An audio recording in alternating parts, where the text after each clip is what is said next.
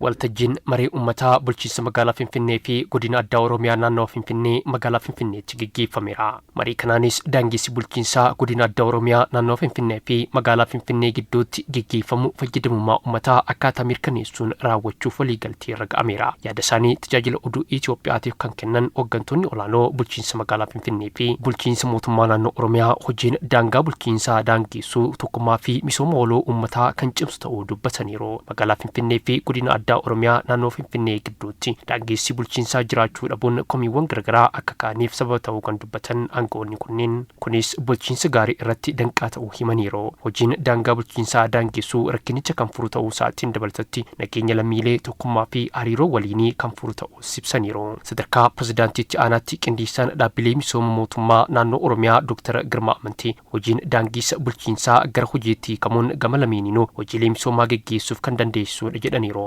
ህዝቦቹ ትናንትም አብሮ ሲኖሩ ነበር ዛሬም እየኖሩ ነው ኡመኒ ከሌሰስ ወሊን ጅራቻ ቱረኒሮ ሀረስ ወሊን ጅራቻ ጅሩ ቦሩስ ወሊን ጅራቱ ፋይዳን ዳንጌፈመ ዳንጋ ከና ማሊዳ ዮ ጀኑ ሰበበ ዳንጋቲን ኢፍቶሚኒ ዳበሙ ኢሳቲን ኢሞኒ ዳበሙ ነገኛቲፍ ሰበበታን ፉርማት አርገቱ ጋፊወን ሚሶማ አርማን ዱረት ከአቱራኒስ አመ ዴቢሱኒ ደንዳማ dhimmoota qindoominaan hojjetamuu qaban irrattis amma ifaan kaa'ameera.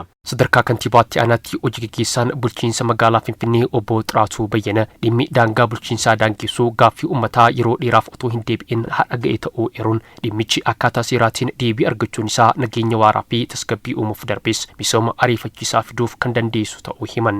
አዲስ አበባ ከተማ አስተዳደርና የፊንፊኔ ዙሪያ የኦሮሚያ ልዩ ዞን የሚገኙ bulchiinsa magaalaa Finfinnee fi godina addaa Oromiyaa naannawaa Finfinnee gidduutti daangaan bulchiinsaa akkaataa sirrii ta'een kan hin daangeffamne ta'uu isaatiin uummata komii keessa galchanii turaniiru. Kunis misooma fi nageenya irratti danqaa ta'a waggoota 30 fi sanaa ol akka lakkaa'amaniif sababa ta'aniiru. Amma garuu rakkinoota kana waaran furuun akka mootummaatti hariiroo uummataa cimsuu irratti xiyyeeffachuun dursinee gara hojiitti galleerra.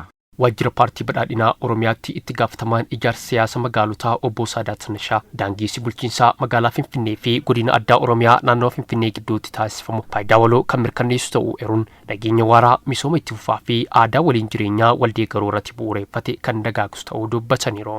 አዲስ አበባ እና ኦሮሚያ ልዩ ዞን መካከል magaalaa Finfinnee fi godina addaa Oromiyaa naannoo Finfinnee gidduutti daangaan bulchiinsaa akka hundeeffamu ta'eera. Kunis misooma waloof tokkummaa uumuu fi jijjiirama waliin fiduuf inni tokko faayidaa isa kan biraatiif akkaataa itti hojjetu uumuuf kan dandeessisudha. Nageenyaa fi misooma waloo fiduuf hamma olaanaan kan deeggarudhas. Hojii gaggeessaa olaanoon kutaa bulchiinsa magaalaa Araadaa obbo Mollaa Nagus hojiin daangeessa bulchiinsaa heera mootummaa federaalaa chaartara magaalaa Finfinnee fi heera bulchiinsa mootummaa naannoo Oromiyaa giddu galeeffachuun kan hojjetamedha jedhaniiru. ጀምሮ ህጋዊ ነው ከህጋዊነት አንፃር ሲታይ የኦሮሚያን ህገ መንግስት የአዲስ አበባን ቻርተር እና የሀገሪቱን ህገ መንግስት jalqaba hojichi seera qabeessadha.